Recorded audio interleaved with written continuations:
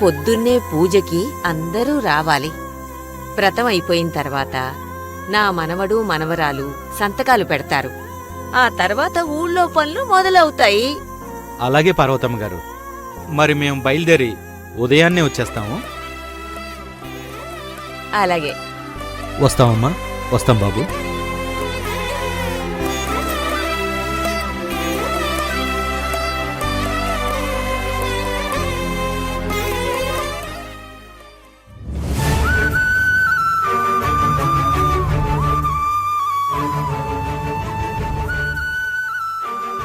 చూసావా కావేరి, ఆ రైతులు నీ మీద ఎంత ఆశ పెట్టుకున్నారో. నువ్వు మా ఇంటి కోడలవ్వడం కారణంగా ఎందరి జీవితాల్లో ఆనందం కనబడుతుందో ఒక్కసారి చూడమ్మా. కావేరి, ఇంతమంది పెట్టుకున్న ఆశల్ని నువ్వు ఈ నిర్ణయంతో అడియాసలు చేయకు తల్లి. నీ మూలంగా నిలబడిందమ్మా ఈ ప్రాజెక్టు. ఇప్పుడు నువ్వే దాన్ని కూల్చేయగలవా చెప్పు?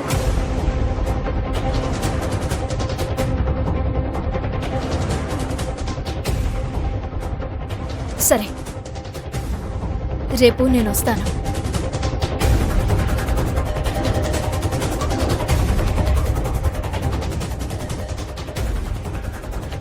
కోడలిగా వ్రతం చేయడానికి కాదు, నా మూలంగా నిలబడిన ప్రాజెక్టుని నేనే కాపాడ్డానికి.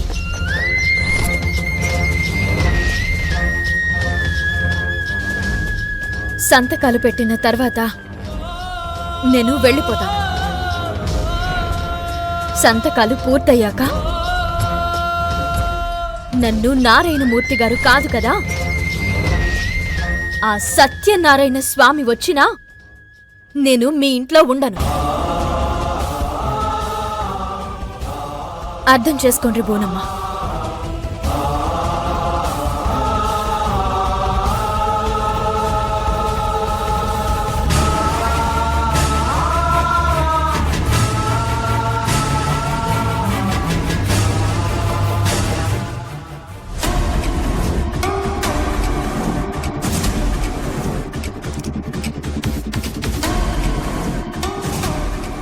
బాధపడకు భువనా. వ్రతానికి రావడమే కుదరదు అన్న కావేరి ఎలాగైతేనే ఇప్పుడు తనే వస్తానని చెప్పింది కదా. ఆ దేవుడిచ్చిన ఈ అవకాశం చాలు. ఎలాగైనా ఈ వ్రతాన్ని పూర్తి చేద్దాం. దైవసాక్షిగా ముడిపడిన ఈ బంధాన్ని ఆ దైవమే శాశ్వతంగా బలంగా ఉండేలా చేస్తాడు.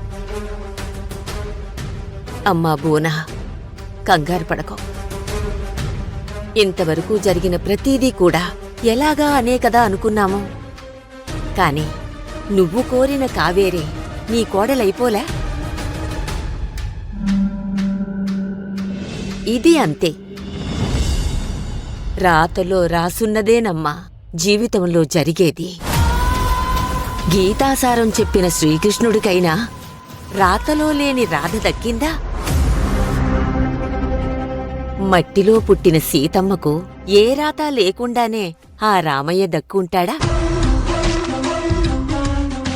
ఏం జరిగినా విధి లిఖితం. ఆ దైవ సంకల్పమేనమ్మా. నీ కొడుకు కోడలు బంధం ఆ సీతారాముల కలయికకి ఏమాత్రం తీసిపోదు. నువ్వు ధైర్యంగా ఉండు భువనా. అమ్మా, ఆఫీస్కి టైం అయింది, నేను బయలుదేరుతాను.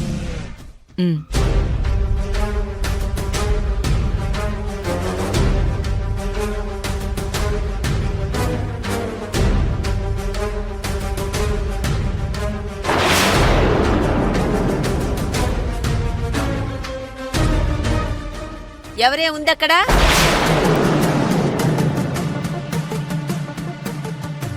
నిన్నేనే, రా.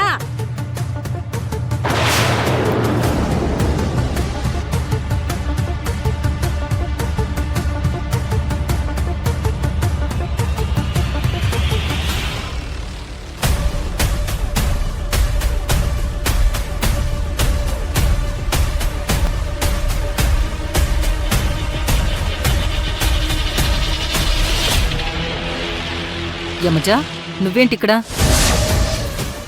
ఏమాయ్, ఏంటి సంగతి? ఏదో ఉద్యోగం కోసం వచ్చిన దానివి పని చూసుకొని వెళ్ళిపోవాలి కదా. నక్కలాగే అక్కడెందుకే నక్కి నెక్కి చూస్తున్నావు? ఏంటి యమజా, నువ్వప్పుడే వెళ్ళిపోయావు కదా?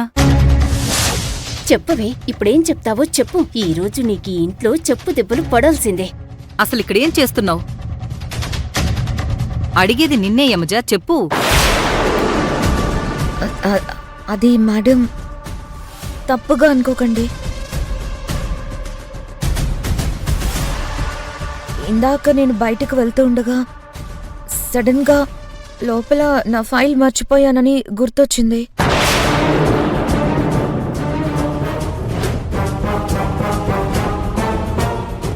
అమూల్య అర్జెంటుగా ఆఫీస్కి వెళ్ళిపోవాలంటే సరే అని నేనే ఫైల్ కోసం లోపల దాకా రాబోయాను.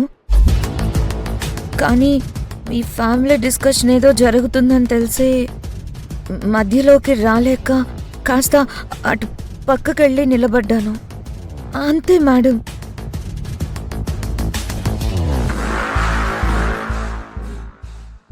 మ్యామ్,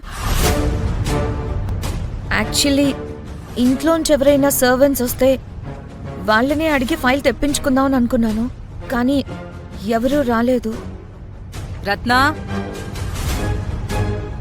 అమ్మగారు, లోపల ఫైల్ ఉంది, తీసుకురా.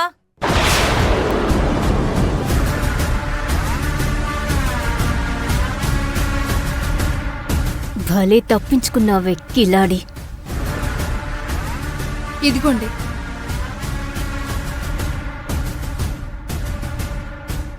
వస్తాను మేడం. ఉమ్.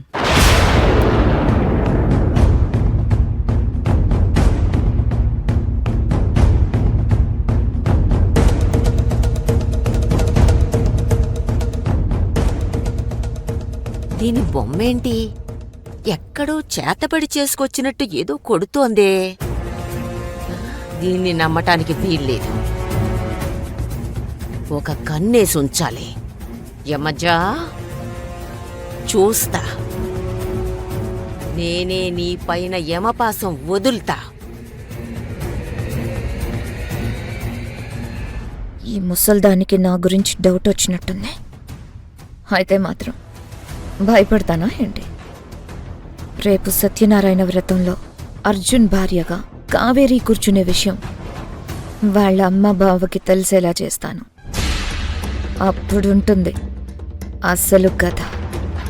సో రేపు ఇంట్లో జరగబోయే వ్రతం సీన్ గురించి కావేరి బావకి దానమ్మకి కంటెంట్ క్లియర్ ఎక్స్ప్లెనేషన్ ఇవ్వాలి కదా ముందు. ఇద్దాం, కొంచెం గట్టిగానే చేద్దాం.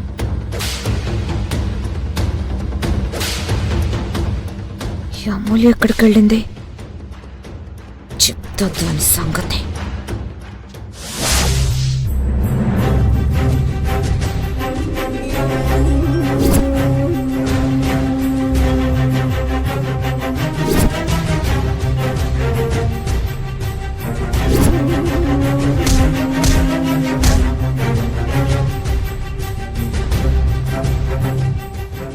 శివగారు, నాకు మిమ్మల్ని చాలా మిస్ అవుతున్నట్టు అనిపిస్తుంది. మీరు నాకు దగ్గరని తెలిసినా నన్ను మీకు దగ్గర చేసిన ఏ క్షణం కూడా